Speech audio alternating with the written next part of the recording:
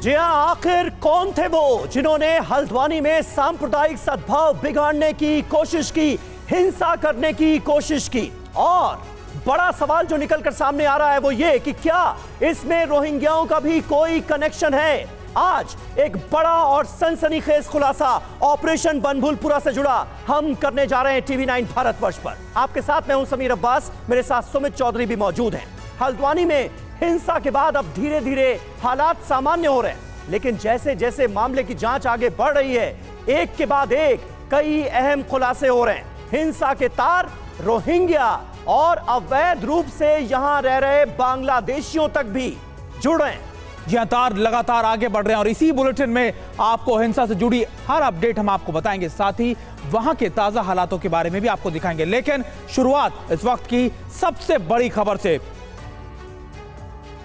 और देखिए, हल्द्वानी हिंसा पर बहुत बड़ी खबर आ रही है। दंगे में रोहिंग्या मुसलमानों की भूमिका की भी जांच की जा रही है। अवैध रूप से रह रहे बांग्लादेशियों से भी पूछताछ की जा रही है और बनभूलपुरा में अवैध रूप से रहते हैं 5000 से ज्यादा रोहिंग्या। और देखिए, लगातार अब इनके इन्वॉल्वमेंट की भी जांच की जा रही है।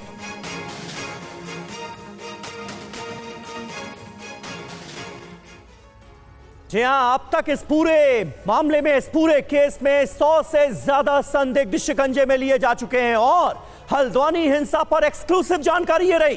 दंगे में रोहिंग्या मुसलमानों की भूमिका की जांच चल रही है। उनके इन्वॉल्वमेंट को लेकर अब इन्वेस्टिगेशन आगे बढ़ाई जा रही है। अवैध रूप से रह रहे जो बांग्लादेशी हैं यहां पर, उन पर भी शक जताया गया है। इन्वेस्टिगेशन के दायरे में वो भी है। जहां लगातार देखिए, इंटेलिजेंस से मिल रहे इनपुट के आधार पर पुलिस अब ये इन लोगों से पूछताछ कर रही है। उपद्रवियों के बीच में देखे गए थे रोहिंग्या, ये भी कहा जा रहा है। देखिए, सीसीटीवी फुटेज खंगाले जा रहे हैं और बनभूलपुरा में करीब 5000 से ज्यादा रोहिंग्या और बांग्लादेशी रहते हैं। समीर, बिल्कुल, और ये अपने आप में बहुत इंपॉर्टेंट है और अब उनकी भूमिका की जांच की जा रही है कि हिंसा फैलाने में क्या उनकी तरफ से साजिशें रची गई। आइए अब आपको उसी इलाके से पुनीत शर्मा, हमारे संवाददाता जो लगातार वहां पर मौजूद हैं हिंसा के बाद से ही, उनकी एक रिपोर्ट दिखाते हैं जहां रोहिंग्या और अवैध रूप से बांग्लादेशी रहते हैं। उसी इलाके में पहुंचे पुनीत, उन्होंने क्या देखा, देखिए।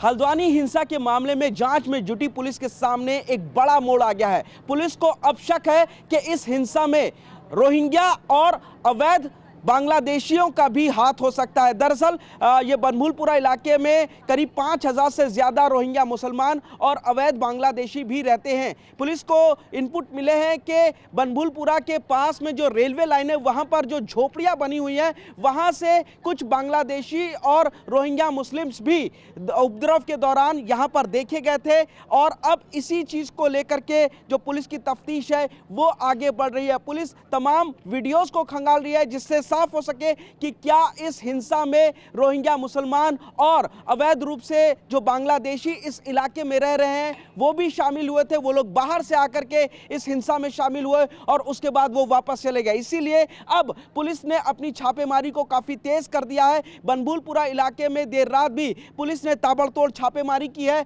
और 30 से ज्यादा संदिग्ध लोगों को हिरासत में लिया है। अब जो डिटेन किए गए लोगों की संख्या वो लगभग 100 तक पहुंच चुकी है। पुलिस ने अभी तक करीब 5 लोगों को गिरफ्तार किया है और हिरासत में लिए गए लोगों की संख्या अब 100 हो गई है। लगातार पुलिस की 10 टीमें हल्द्वानी से बाहर बरेली, रामपुर, मुरादाबाद, इसके अलावा गाजियाबाद, दिल्ली और कई दूसरे राज्यों में भी उपद्रवियों की तलाश कर रही है। और देखिए, लगातार हमारे संवाददाता पुनीत शर्मा आप तक रिपोर्ट पहुंचा रहे थे कि आखिरकार क्या हालात हैं इस समय वहां पर। लेकिन इसी बीच एक और बड़ी खबर आ रही है कि उपद्रवियों को पकड़ने के लिए पुलिस की छापेमारी तेज कर दी गई। अब तक 100 से ज्यादा संदिग्धों को हिरासत में ले लिया गया है। कल देर रात बनभूलपुरा से 3 संदिग्ध और गिरफ्तार किए गए। आरोपियों से पूछताछ कर रही है लगातार पुलिस। और देखिए, हमारे साथ हमारे 2 संवाददाता लगातार जुड़ गए हैं। पुनीत शर्मा हमारे साथ हैं हल्द्वानी से और अभिजीत ठाकुर हमारे साथ हल्द्वानी से ही जुड़े हुए हैं। अभिजीत, मैं आपका रुख करूंगा, ऐसा कैसे है कि 100 नहीं, 200 नहीं, 400 नहीं, 5000 रोहिंग्या रह रहे थे, उनके बारे में कोई इनपुट नहीं था प्रशासन को?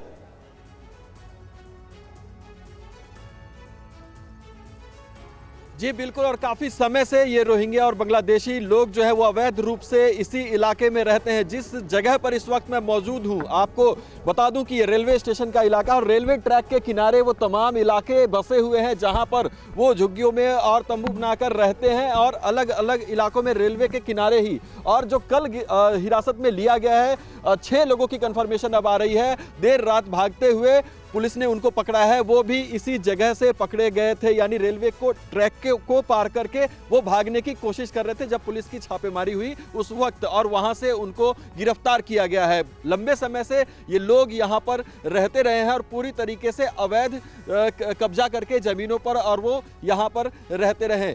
इस पूरे मामले में उनकी इन्वॉल्वमेंट का जब पुलिस को शक हुआ तो जगह जगह उन्होंने दबिश देना शुरू किया। उसके बाद उनको चिन्हित करके, जब पहचान करके उनको पकड़ने के लिए पुलिस टीम पहुंची तो कुछ लोगों ने भागने की भी कोशिश की और भागने की कोशिश में भी पकड़े गए हैं। इस बात की जानकारी इस वक्त हमें मिल रही है। बनभूरपुरा में ही मैं इस वक्त मौजूद हूं और ये तमाम इलाके हैं जहां पर अलग अलग फैलकर ये लंबे समय से रहते हैं। प्रशासन को इस बात की भनक नहीं लगी, ये बड़ा सवाल खड़ा होता है। ठीक है, बिल्कुल अभिजीत बने रहे आप हमारे साथ। हमारे सहयोगी पुनीत भी मौजूद हैं, उनका भी हम रुख करेंगे, लेकिन उससे पहले एक और अहम जानकारी।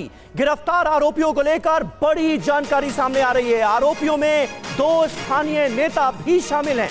आरोपियों में 2 पूर्व पार्षदों का नाम भी सामने आ रहा है। आरोपियों से फिलहाल पूछताछ की जा रही है और पता लगाने की कोशिश की जा रही है उनके इन्वॉल्वमेंट को लेकर। एक और बड़ी खबर है हल्द्वानी हिंसा को लेकर। अभी की एक और बड़ी खबर, हल्द्वानी हिंसा के गुनहगारों की तलाश तेज कर दी गई है। पुलिस की 10 टीमें दूसरे राज्यों में कर रही हैं छापेमारी।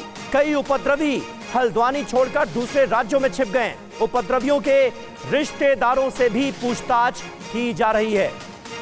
पुनीत शर्मा हमारे संवाददाता हमारे साथ मौजूद हैं। पुनीत, ये बताइए कि अभी किस लेवल पर इन्वेस्टिगेशन चल रही है, क्योंकि ये जानकारी भी सामने आई कि एलआईयू ने अलर्ट किया था, लोकल इंटेलिजेंस ने बताया था कि इस तरह की कार्रवाई के बाद क्या हो सकता है। और अब दूसरी बड़ी जानकारी कि हजारों की संख्या में अवैध बांग्लादेशी यहां पर रह रहे थे, रोहिंग्या यहां पर रह रहे थे। तो एक बड़ी प्रशासनिक लापरवाही की बात भी सामने आ रही है।